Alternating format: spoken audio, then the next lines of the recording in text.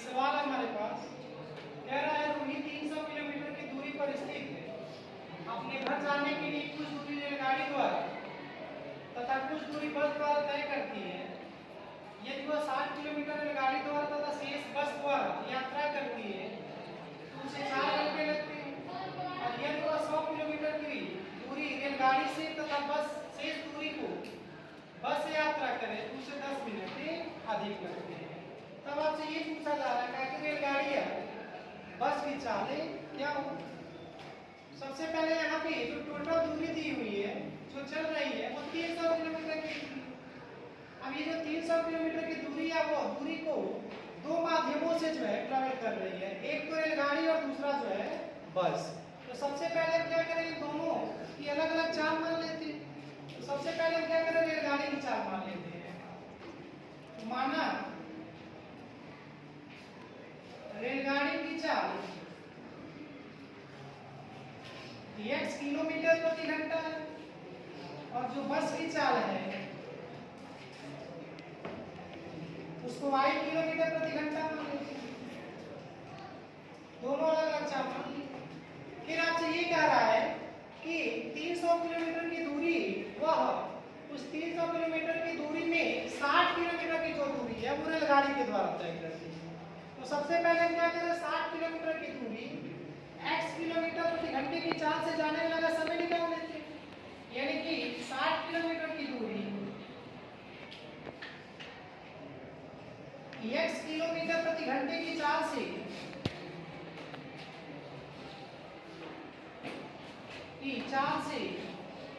जाने में लगा समय।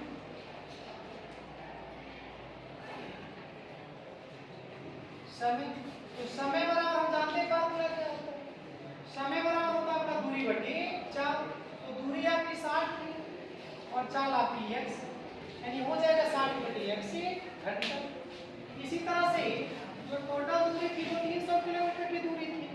उस 300 किलोमीटर की दूरी में उसने 60 किलोमीटर की दूरी तो वह रेलगाड़ी से तय कर लिया। बाकी 360 में से आप 60 घटाएंगे तो 240 किलोमीटर की दूरी होगी और उस 240 किलोमीटर की दूरी वह बस के द्वारा तय करेगी। तो 240 किलोमीटर की दूरी y किलोमीटर प्रति घंटे की चाल से जाने में लगा समय निकाल लेते हैं। तो 240 किलोमीटर की दूरी y किलोमीटर प्रति घंटे की चाल से जाने में लगा समय, यानी ये बस के द्वारा जाने में लगा समय। तो समय बराबर होता है आपका दूरी बटी 4। तो दूरी आपका 240 है और चाल आपकी y, यानी 240 बटे हो जाएगा आपका y घंटा। अब ये जो टोटल दूरी समय लग रहा है रेलगाड़ी के द्वारा तय करने में 60 किलोमीटर की दूरी और 240 किलोमीटर की दूरी बस के द्वारा, वो टोटल जो समय लग रहा है सवाल में दिया हुआ है वो 4 घंटा लग रहा है। तो प्रश्नानुसार जो कुल समय है, कुल समय वो है आपका 4 घंटा। और जब कुल समय की बात करेंगे तो बस के द्वारा जो समय लग रहा है वो 60 बटे x घंटा लग रहा है, प्लस बस के द्वारा जो समय लग रहा है वो 240 बटे y घंटा लग रहा है और बराबर हो जाएगा आपका 4। अब हम क्या कर लेते हैं, दोनों पक्षों में 60 यहाँ भी है 60 यहाँ भी है, भाग दे देते हैं। जब दोनों पक्षों में 60 से भाग देंगे तो दोनों पक्षों में 60 से भाग देंगे। जब हम दोनों पक्षों में 60 से भाग देंगे तो जब यहाँ भाग देंगे 60 बटे x बटे 60 तो बचेगा 1 बटे x प्लस 240 बटे y भी 60 से भाग देंगे 240 60 से कट जाएगा 4 बार, ये हो जाएगा 4 बटे y बराबर हो जाएगा। अगेन यहाँ जब 4 में आप 240 से भाग देंगे तो बचेगा 4 बटे 240 और 4 बटे 240 का मतलब हो गया 1 बटे 60 और ये हो जाएगा 1 बटे x घन 4 बटे y। ये हो गया समीकरण नंबर 1। अब इसी तरह से दूसरी स्थिति में क्या कह रहा है, दूसरी स्थिति में ये कह रहा है कि यदि वह 100 किलोमीटर और शेष जो दूरी है वो बस से तय करता है, तब उसको 10 मिनट अधिक समय लग जाता है। यानी कि 4 घंटे से भी 10 मिनट अधिक समय लगता है। तो पहले हम क्या करें, 100 किलोमीटर की दूरी रेलगाड़ी के द्वारा x किलोमीटर प्रति घंटे की चाल से जाने में लगा समय निकाल लेते हैं। तो द्वितीय शर्त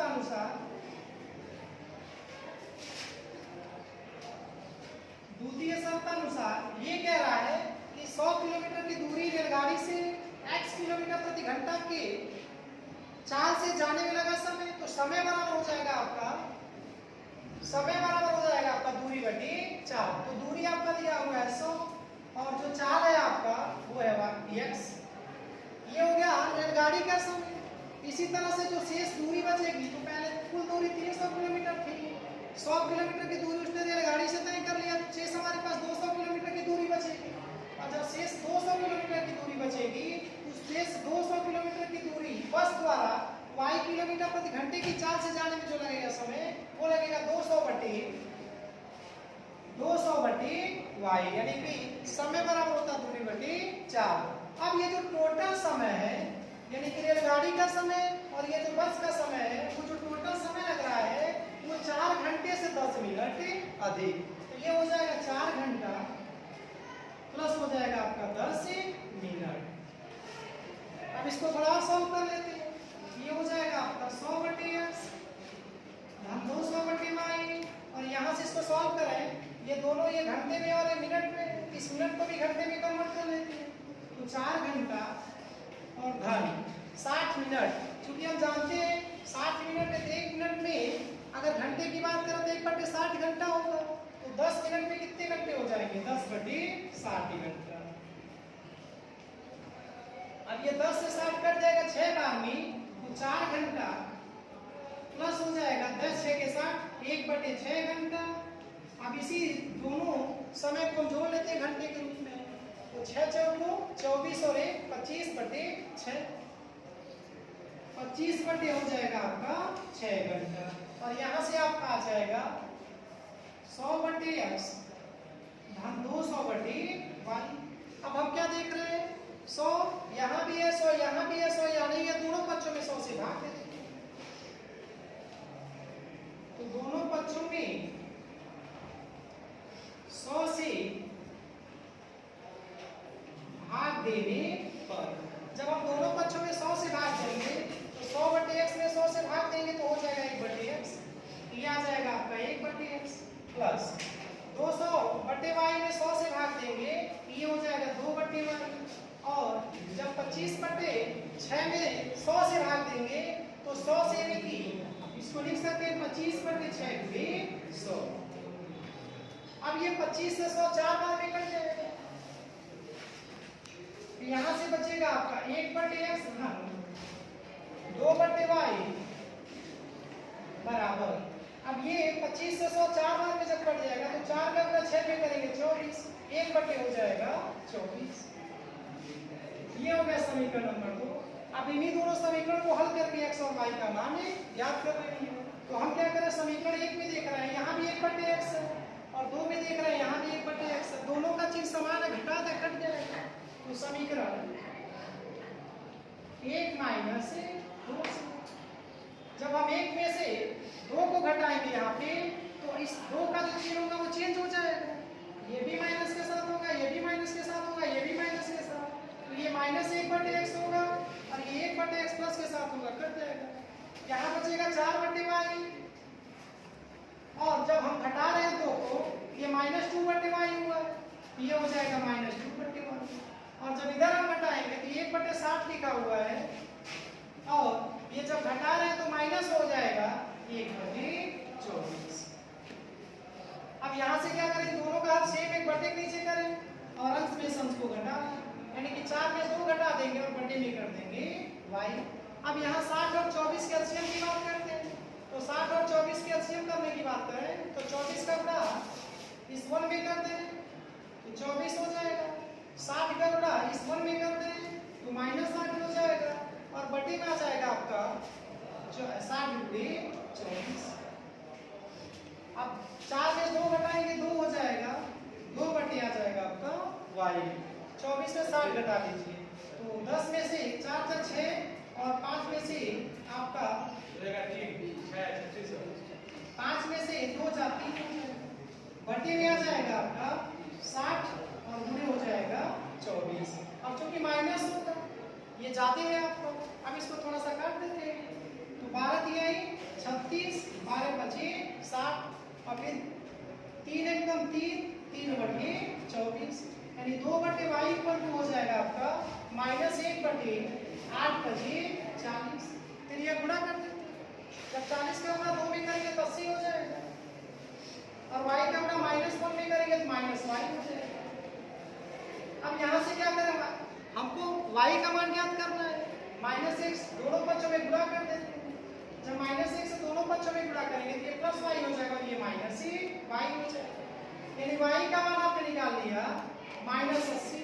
और चूंकि चाल है किसकी, बस की, y आपकी बस की चाल है तो चाल कभी निगेटिव नहीं हो सकती है, इसलिए y बराबर हो जाएगा आपका 80 किलोमीटर प्रति घंटा। तभी आपने y का मान निकाल लिया। अब ये y का मान हम क्या करें, समीकरण 1 में रख दें, तो समीकरण 1 में y का मान रखने को रख दीजिए, आप हो जाएगा 1 बटे x 4 बटे y, और y का मान है आपका 80 बराबर हो जाएगा आपका 1 बटे 60। अब ये 4 से 80 कट जाएगा, 20 बार 20 को 80 और ये हो जाएगा 1 बटे 60। अब 1 बटे 20 को उधर 75 कर लेते हैं, तो 1 बटे 60 माइनस हो जाएगा 1 बटे 20। दोनों का एलसीएम लेना 60 और 20 का, तो 60 ही होगा, इसका मतलब यहाँ 20 में 3 से ऊपर नीचे गुणा करना पड़ेगा, तो ये हो जाएगा 1 - 3 और बटे में 60 और ये 1 बटे x हो जाएगा। 1 बटे x आ गया आपका, जब 1 में से हम 3 घटाएंगे तो -2 होगा और -2 बटे आ जाएगा आपका 60।